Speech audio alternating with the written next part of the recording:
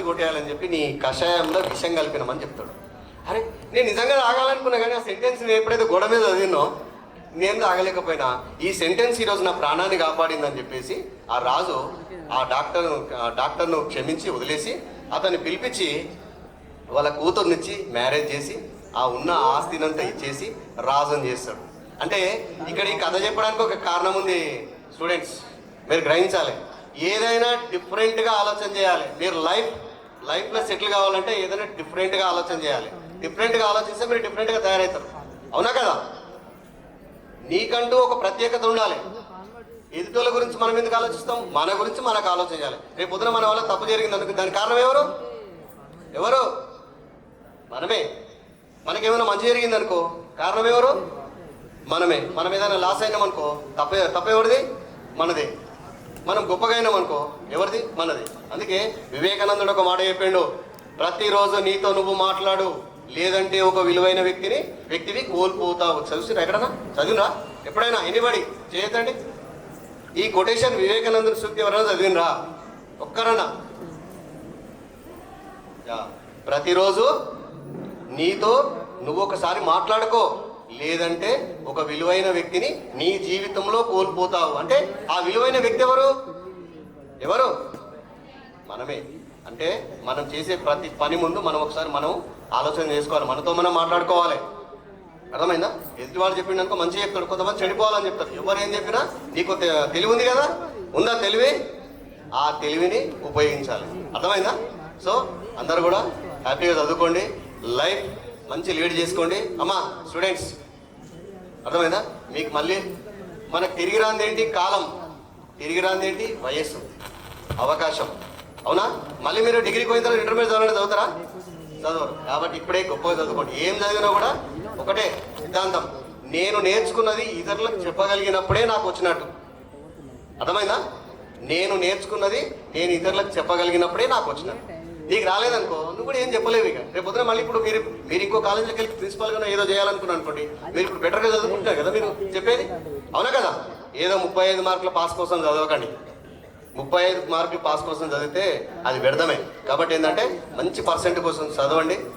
Next degree, పీజీలో కూడా ఏంటంటే ఒక గొప్ప ఆశయంతో ముందుకెళ్ళండి. మళ్ళీ ఇంకోసారి చెప్తున్నా, చదువుతో పాటు సమాజాన్ని చదవండి. రోజు పొద్దున న్యూస్ పేపర్ చదవండి. ఇంట్లో టీవీ వార్తలేనండి. మొబైల్ ఉంది కదా, మొబైల్లో కూడా వార్తలేనండి. అవి ఎవరు ఇంటలేరు నాకు తెలుసు. ఎంతమంది ఇంటారు చెప్పండి?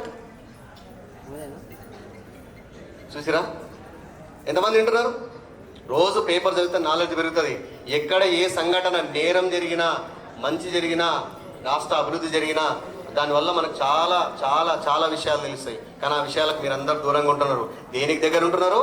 Facebook, Instagram, WhatsApp. అవునా? ఇవన్నిటిని మానేసి ప్లీజ్. అర్థమైందా? మాకు ఇవన్నీ అవకాశాలు అప్పుడు లేవు. అప్పుడుంటే ఖచ్చితంగా కలెక్టర్ అవుతుంది. మాకు లేవు, ఇప్పుడు మీకు ఉన్నాయి. కాబట్టి ఏంటంటే ఇంకొక విషయం చెప్తున్నా,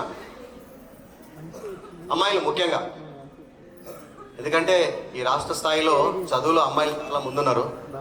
కాబట్టి ఏంటంటే ఇంతకుముందు ఇప్పుడు అబ్బాయిలతో కూడా అమ్మాయిలు చాలా పోటీ పడుతున్నారు. అయితే మీకు ఒక వ్యక్తి గురించి చెప్తా. 1 minute. బాలలత మేడం విన్నారా? ఐఏఎస్ 2 సార్లు టాపర్. సిఎస్బి ఐఏఎస్ అకాడమీ అని యూట్యూబ్లో కొట్టండి. ఆమె లైవ్ చదవండి. ఆమెకు 2 కాళ్ళు లేవు. మనందరికి ఉన్నాయా? కాళ్ళు లేని ఆవిడ 7th క్లాస్లో పోలియో వచ్చి చదువుకు దూరమైనటువంటి వ్యక్తి. అర్థమైందా? ఆమె ఇంట్లో చదువుకొని ఐఏఎస్ పాస్ అయింది. ఎక్కడ? ఇంట్లో చదువుకొని ఐఏఎస్ పాస్ అయింది. ఆమె ఏ సౌకర్యాలు లేవు. ఈరోజు ప్రతి సంవత్సరం ఆమె 100 మంది ఆఫీసర్లను తయారు చేస్తుంది. ఆమె టార్గెట్ అది. ఐఏఎస్ ఆఫీసర్ రిజైన్ చేసింది. ఈరోజు ఐఏఎస్ ఐపీఎస్ ఆఫీసర్లను తయారు చేస్తుంది. ఆమెకి ఏ సౌకర్యాలు లేవు, 2 కాళ్ళు లేవు. అర్థమైందా? 4వ క్లాస్లోనే పోలియో వచ్చి 2 కాళ్ళు పడిపోయినాయి. మనకు అన్నీ ఉన్నాయి కాబట్టి అవకాశాలు ఉన్నాయి. నాయన సంపాదించిన కోట్ల భూములు ఉన్నాయి. అవసరమైతే మీరు గట్టిగా చదువుతుంటే ఎక్కడ భూమి అంటే 2 కోట్లు వస్తాయి. వస్తాయా రావా?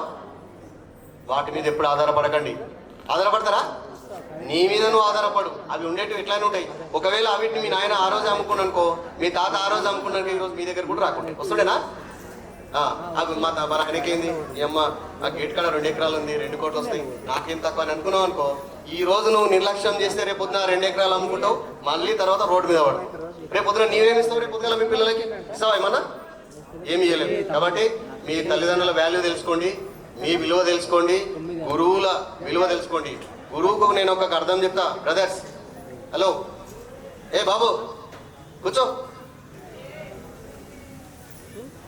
గురువులను గౌరవించాలి. గౌరవిస్తారా? 10th క్లాస్ గెట్ టుగెదర్ చేసుకున్నారా? చేసుకోలేరా? గురువులకు నమస్కరిస్తాం కదా.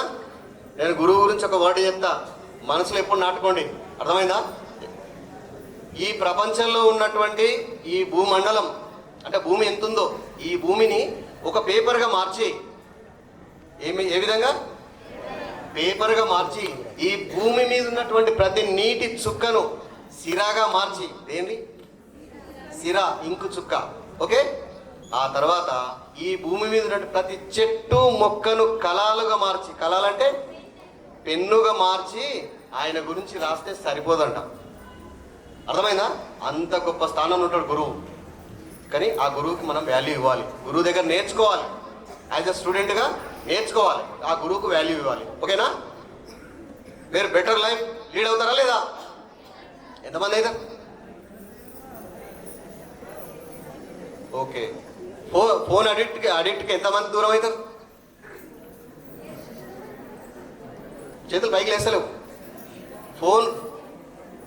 ఫోన్ని మంచి కొటేషన్స్కి ఎంతమంది ఉపయోగించుకుంటారు? ఇది నిజమేనా? ఇక్కడేనా? ఈ బయటికి దాటెత్తుతారే, మళ్ళీ వాట్సాప్ ఇన్స్టాగ్రామ్లో ఏమైందో మళ్ళీ చూస్తారా? దానివల్ల ఇప్పుడు చెప్తున్నా, విలువైన జీవితాన్ని కోల్పోతారు. ఏం కోల్పోతారు? గట్టిగా చెప్పండి. వాల్యుయబుల్ లైఫ్ కోల్పోతారు. కోల్పోతారా? మీరు కోల్పోతారా? వాల్యుబుల్ లైఫ్ ఎట్లా కన్స్ట్రక్షన్ చేసుకోవాలో మీరు ప్లాన్ చేసుకోవాలి. ఏం చేసుకోవాలి? ప్లాన్ చేసుకోవాలి. ఓకేనా? కాబట్టి ఇంతకుముందు అమ్మాయి పాట పాడింది అమ్మ గురించి, నాన్న గురించి. నేను అమ్మ గురించి ఒక చిన్న పాట పాడతాను. ఓకే? అయితే ఒక బిడ్డ